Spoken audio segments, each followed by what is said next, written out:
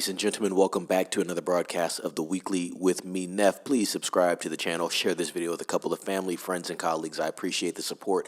Wanted to talk a little bit about Frankenstein. So this film had a smaller release in America, I believe. I'm not currently sure about the situation in Europe, but I know there was a small release in America, and then they're going to be expanding the release next week, where I think you'll be getting a lot more theaters getting the film. So a small release, a little bigger, and then obviously the film is going to release on Netflix. I believe it's November 7th. I'm very excited for this film. We're going to talk about some reviews on Rotten Tomatoes and what the critics think about the film.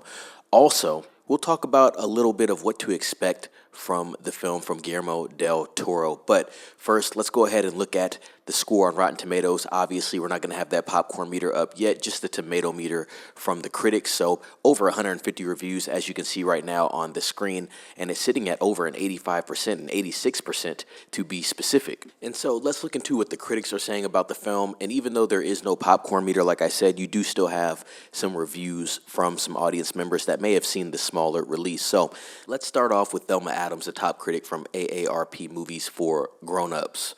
As much as I appreciate the craftsmanship, it's not quite the electrifying new vision I'd need to justify the exhumation of the patchwork monster. 4 out of 5 stars. So even though she said she didn't quite align with the vision of the film, she still gave it a decent score of 4 out of 5 stars. Julian Singleton, by honoring not just the iconic spectacle, but the aching original thematic substance of Shelley's text, Guillermo del Toro reverently crafts the best Frankenstein adaptation to date. Fresh score there, but not quite a numerical score. And this last one is from Nazier Chambers' Big Gold Belt Media. Guillermo del Toro's Frankenstein is a brutal, beautiful masterpiece of emotion and design, a haunting blend of horror, humanity, and cinematic craftsmanship. He gives it an A+ score. So 3 scores from some critics there. Now let's talk about what's important most. What do the people think about this film? Let's read into it. This first one is from Carlos. Guillermo del Toro continues to be a master of his craft.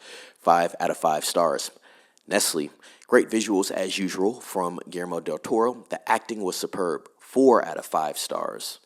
From Isabel, a must-see. Guillermo did not disappoint. And lastly, from Diego, 10 out of 10. Guillermo del Toro once again proving why he is one of the GOATs, aka greatest of all time, and he leaves a GOAT emoji there. So a lot of 5 out of 5s from the audience, right? And there are a couple mixed reviews here, so we'll look at a couple of those as well. This one's 4 out of 5 stars, so mostly positive, but not quite the 5 out of 5 from Daniel. Very good, a bit long, could have been cut down, but overall, a good movie. Gary O gives the film a 3.5 out of 5 stars, and really not a critique of the film, but more of Netflix. He says, damn you, Netflix, this belongs in theaters. So I guess you can take that how you would like. More 5 out of 5s, more 5 out of 5s. Evan C., he gives it a 3 out of 5. Let's read into that. Guillermo del Toro's Frankenstein is truly a match made in heaven, giving the monster that much-needed dose of humanity. That said, the conclusion doesn't quite land for me, and the monster design is a bit of a mess. But you can't deny the technical prowess of this team. And so he gave it a 3 out of 5 stars, but that's one of the mixed reviews. One of the few 3 out of 5 stars, I must be honest, ladies and gents. Once again, we don't have a huge sample size here, right? We got about less than 50 reviews from the people. So we're just going to have to wait till we get that widespread release. Really, when it hits Netflix, we'll get those reviews that we want and we'll speak on that. But what I expect from Frankenstein, a decent story. Visuals are going to be on point. Guillermo del Toro's approach to making a film like this, right? Almost like a noir classic, you could say. And also his aesthetic applied to Frankenstein itself.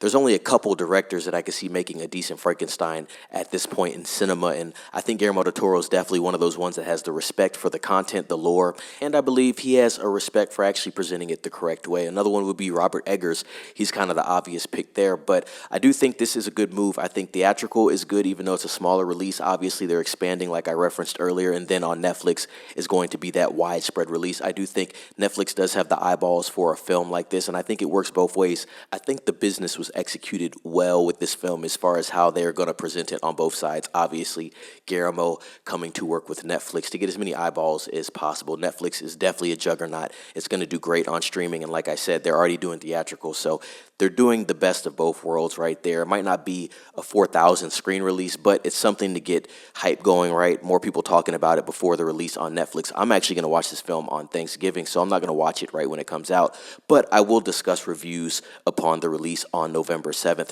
I'm really excited for the look of Frankenstein, played by Jacob Elordi. I really like the aesthetic and the approach they took with actually designing the character, so I'm very excited to see that on screen, amongst other things, but we will just have to wait and see as far as the word on Frankenstein from everybody else. I'm definitely going to have my review up, but more than likely, everyone will get my review of the film after Thanksgiving, so be on the lookout for that. And also, the strike will be off my channel, so we'll be pushing full steam ahead once again like we were doing about 3 months ago. Unfortunately, that happened, so we're going to get back on track, but whatever.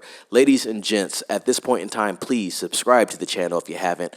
Share this video, like this video, ring the bell for notifications, and be safe. It's Neff signing off.